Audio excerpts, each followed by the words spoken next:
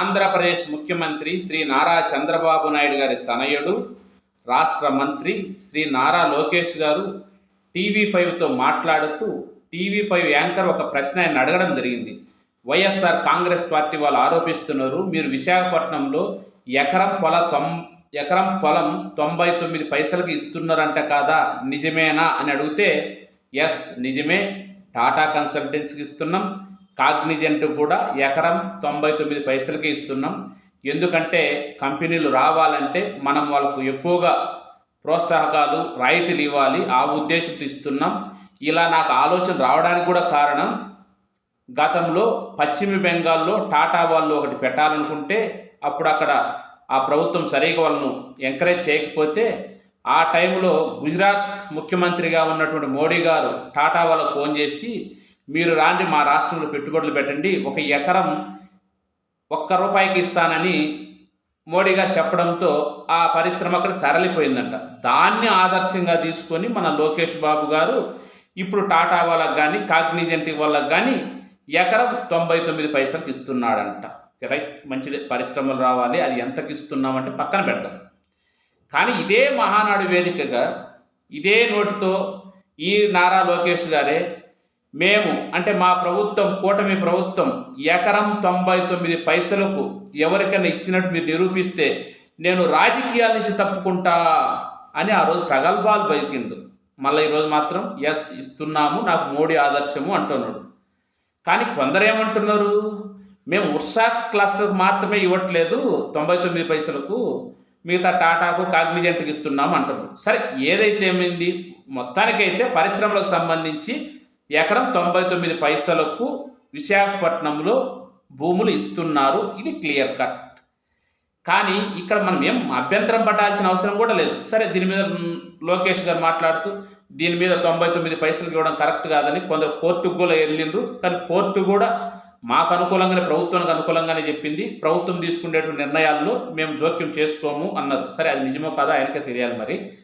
సరే చూద్దాం. కానీ ఇక్కడ మనం ఎవరు కూడా ఈ ఎకరం 99 పైసలకు ఇవ్వడం తప్ప కాదా అనేది పక్కన పెడితే, ఇదే గత ప్రభుత్వం జగన్మోహన్ రెడ్డి గారు సీఎంగా ఉండగా రిలయన్స్ వాళ్ళకు సంబంధించి కానీ, ఆదాని వాళ్ళకు సంబంధించి కానీ, లేదా ఈ యొక్క ఇంకా కొందరికి సంబంధించింది కానీ ఏవైనా ప్రోత్సాహకాలు రాయితీలు ఇచ్చినప్పుడు ఎన్ని మాటలు మాట్లాడారు. జిందాల్ వాళ్ళకు కూడా ఇస్తున్నప్పుడు ఎన్ని మాటలు మాట్లాడారు.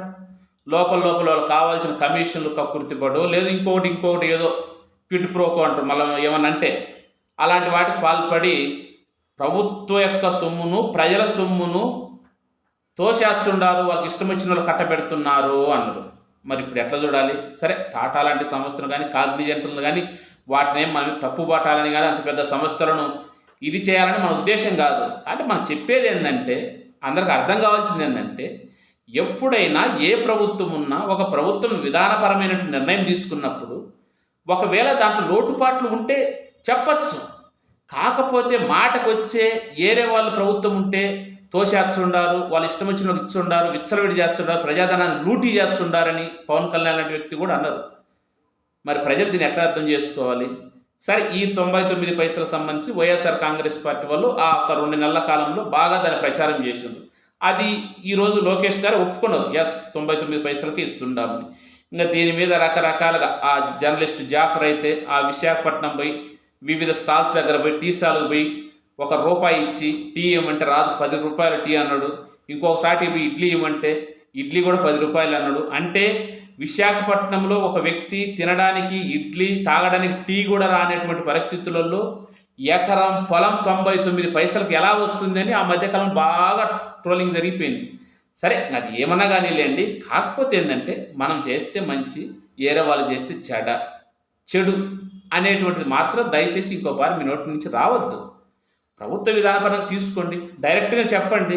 లేదు, ఏ కంపెనీకి ఇచ్చినా ఒక విధానం తెస్తున్నాం, ఇదో ఈ ఊర్లో ఇంతకి ఇస్తున్నాం, ఆ ఊర్లో ఇంతకి ఇస్తున్నాం, ఇవ్వడానికి గల కారణం ఇది అని చెప్పుకున్న ఎవరికి ఇబ్బంది లేదు. కానీ మీరు మాత్రం 99 పైసలకే ఇచ్చరు. మళ్ళీ ఎవరైనా మాట్లాడితే మేము రాజకీయాలకు తప్పుకుంటాము నిరూపిస్తే అని. ఏం నిరూపించాలి? ఇప్పుడు మీరే చెప్తున్నారు కదా, చిన్న మాటలకు రాజకీయాలకు తప్పుకోవడం ఎందుకు లేండి. చూసుకోండి, ప్రతి గవర్నమెంట్లో కూడా ఎవరు వాళ్ళకు తోచిన విధంగా వాళ్ళకు ఉన్నటువంటి సర్దుబాటును బట్టి ఏదో ఒకటి చేస్తారు. వాళ్ళు చేసేటప్పుడు మాత్రం మంచిది కాదు, అభివృద్ధిని అడ్డుకోవాలనే ఉద్దేశంతో మాట్లాడేటువంటి మాటలు, మన చేతలు అలా ఉండకూడదు.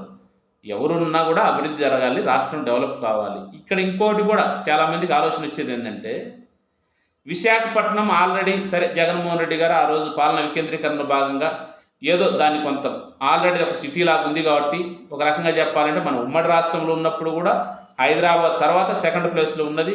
ఇప్పుడు ఒకవేళ అన్ని విధాలుగా తీసుకున్నా అటు ఇటు హైదరాబాద్ పోటీ పడగలిగేది.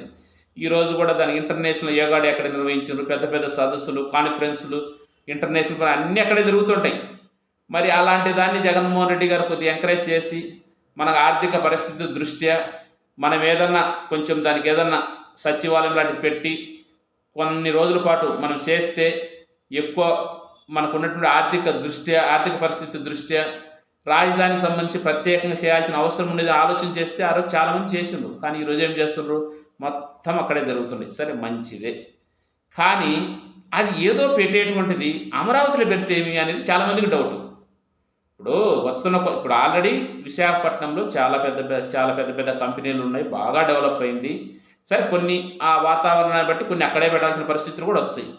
కానీ కొన్నింటినన్నా అమరావతి తెచ్చే ప్రయత్నం ఎందుకు చేయడం లేదు? అదే అమరావతిలో ఎకరం 99 పైసలకి ఎందుకు వేయడం లేదు? ఇదంతా కూడా కాదు, జగన్మోహన్ రెడ్డి సీఎం ఉండగా అక్కడ పేదలకు సంబంధించి ఒక 10,000 మందికి ఇళ్ల స్థలాలు ఇచ్చిన కోర్టు పోయి అడ్డుకున్నారు. మరి ఇదేం నీతో, ఇదేం రాజకీయం, ఎవరికి అర్థం కావడం లేదు. మరి అమరావతిలో ఎందుకని ఆ పని చేయట్లేదు? అమరావతి డెవలప్ కావాలంటారు, రావాల్సినవి అక్కడ పెట్టే ప్రయత్నం చేయట్లేదు. మరి ఎట్లా అమరావతి డెవలప్ అయింది? అది అసలు దాంట్లో ఉన్న లాజిక్ చాలామందికి అర్థం కాలేంటే అర్థమైందిలేండి. అక్కడ ఏంది వాళ్ళు ఆలోచిస్తున్నది, కొన్ని బిల్డింగ్లు కట్టి దాని చుట్టూ ఉన్నటువంటివి వెంచర్లో ల్యాండ్ ప్లాట్లు కానీ వేసి మంచి ఖరీదుకు వాటిని అమ్ముకొని ఆ వచ్చిన డబ్బులతో రాజధాని మిగతా దాన్ని డెవలప్ చేయాలి, అదే సెల్ఫ్ ఫైనాన్స్ ప్రాజెక్ట్ అని వాళ్ళు చెప్తుండ్రు కదా. ఆ విధమైన ఆలోచన ఉన్నట్టుంది. సరే, ఆ విధమైన ఆలోచన ఉన్నా కూడా ప్రజలు లేకుండా ఉత్త కంపెనీలు, ప్రభుత్వానికి సంబంధించిన సంస్థలు అవి ఉంటే మాత్రమే అది రాజధాని కాదు, ప్రజలు కూడా ఉండాలి. సరే, ఆ విధంగా ఆలోచించుకోండి. అన్ని లెక్కలు అన్ని ప్రాంతాలు అభివృద్ధి చెందే విధంగా మీరు ఏ చర్యలు తీసుకున్నా తప్పులు జరగకుండా దాన్ని అందరూ సమర్థిస్తారు. కానీ ఇంకొక పారి మాత్రం మనం అధికారంలో లేనప్పుడు మాత్రం మాట్లాడే మాటలు ఆచితూచి మాట్లాడితే అందరికి బాగుంటుంది. అదే మన యొక్క అభిప్రాయం కూడా.